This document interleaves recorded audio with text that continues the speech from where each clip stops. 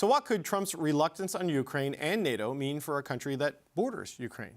Witold Dzielski is Poland's ambassador to Canada, and he's here with me today. Ambassador, it's good to see you again. Thanks for coming in. Thank you for having me. Does Poland have any concerns about what's happened in the United States? Where's your government on this, sir? Well, we have our interests, and we have interests Very diplomatic of you. vis-a-vis different partners, including Canada and including the United States. We have a very strong record working with the Americans in general, with different administrations, but also we have a strong record working with President Trump administration. I would say, I'm not objective obviously, but in many ways Poland was the best partner for the United States during the Trump administration, his first Trump administration. Right. He is friends with the Polish president. From Poland, he can expect also, a certain degree of support because our position in the European Union, our Prime Minister will be spearheading the works of the Council of European Union for the next year, because we'll have for the first half a year, 2025, right, because we'll have the presidency. And Polish Foreign Minister is very well known and very well regarded in the United States. Probably one of the most recognized foreign ministers in the U.S. So it's an interesting combination. An interesting combination is a good way to describe it. But your country has been one of the staunchest defenders of Ukraine, right? We met talking about that war and how your country was always one of the first to give them the armor, to give them the planes, to give them what they needed, to the point that you've kind of tapped out a lot of your reserves. He has repeatedly said he can end the war in Ukraine in a day. That's not possible in a way that benefits Ukraine. What do you make of where his position is on this?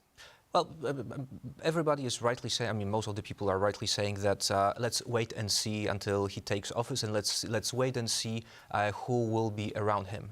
Among his advisors, we know there are those that are huge supporters of Ukraine, like, for example, former Secretary Pompeo. And there are others who have slightly different ideas. So let's wait and see. But in terms of there is an expectation on the side of future President Trump for Europe to be tougher in terms of its own spending and its some military strength, its defense spending. And this is something that Poland has been recommending for many years as well.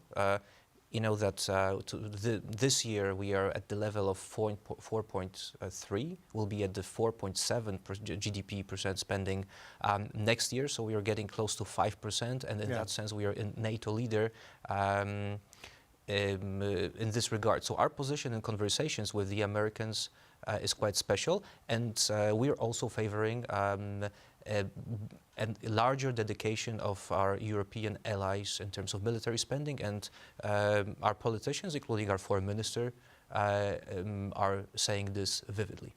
Yeah, look, no one's going to question Poland's commitment to the collective defense of NATO or its spending on military. I mean, you're right there, and in your history, you know what you're dealing with Russia. But you and I speak to some of the same diplomats from some of the same countries in Europe and in the NATO alliance, and I know they were very anxious, in the run-up to this election, that Donald Trump would win and come back. And what happens in terms of his support for NATO, what happens to the U.S. troop presence in Europe, because President Biden put a lot of extra assets there as a deterrent on the eastern flank, and where this goes. Because, I know Lindsey Graham is the senator, a big defender, a supporter of Ukraine, but the Congress hasn't been, the Senate hasn't necessarily been on the Republican side.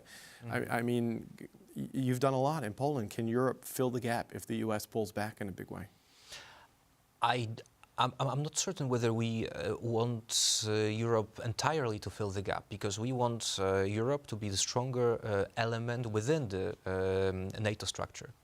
In terms, you mentioned the introduction of American forces in Europe, in the region. It's in recent years it started with President Obama and the summit in 2016 in Poland. But those decisions were implemented by President Trump and his administration, further strengthened by President Biden. So there is this continuity, and Poland will try to make sure that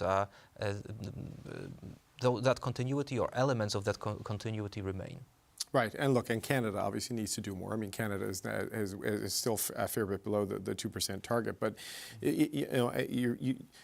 you're being a bit optimistic. It seems not a bit optimistic. You're being optimistic that or expressing optimism that you can find a way to work with the Trump administration based on what happened in the first term.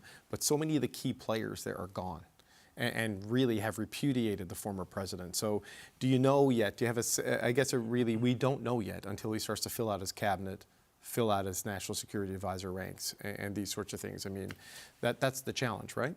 It's, optimistic, maybe that's not a good term. I mean, you have to be optimistic in order to do stuff. I hear you, and I'm not trying to...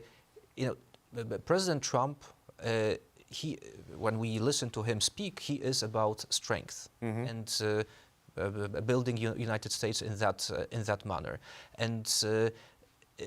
And we would like to preserve the values, our ways of life in the transatlantic community, in the world which is becoming much stronger outside of this realm.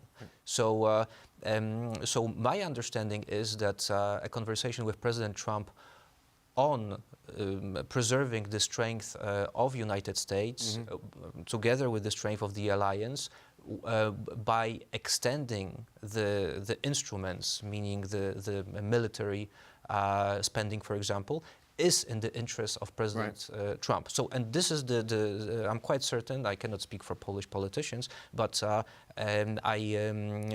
imagine that this would be one of the angles that they would use in the conversations with the new administration. Right, and I certainly wasn't trying to mischaracterize your views on things. I was just, it's been a long week and I'm struggling to find the right words. But one of the criticisms you hear in U.S. politics is that maybe, President-elect Trump is a little bit too fond of Vladimir Putin. I mean, what concerns do you have there? I mean, you're right there, and I know we've talked many times that you're very clear-eyed on the threat that Russia presents. What are your views on this president isn't automatically so hostile to Vladimir Putin as other Western leaders? We both remember the first elections that President Trump won, and we remember what was written about President Trump in the papers at that time. That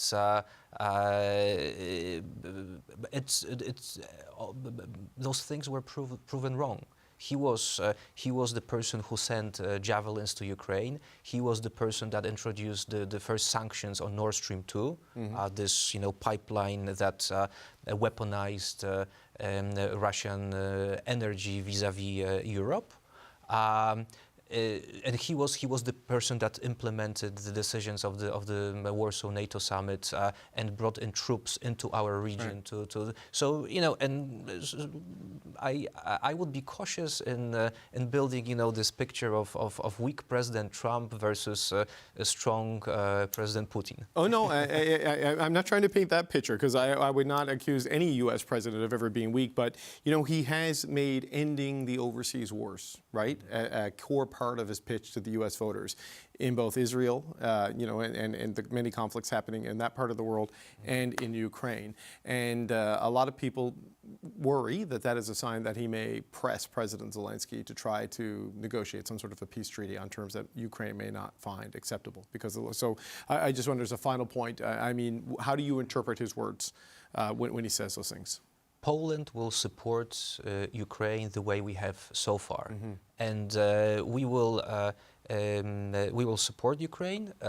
We would like to make sure that the Ukraine is in any of the conversations about its future and any peace prospects that there are. And as I mentioned before, our position in the conversation with the United States and with President Trump in particular is strong. So we will use our voice to make sure that we are heard within the new administration, and we have many friends within that group. So let's. The game begins. The game begins. All right. Ambassador, I always appreciate your time. That's Witold Dzielski, Poland's ambassador to Canada. Thanks for coming in today, sir. Thank you so much. Thank you.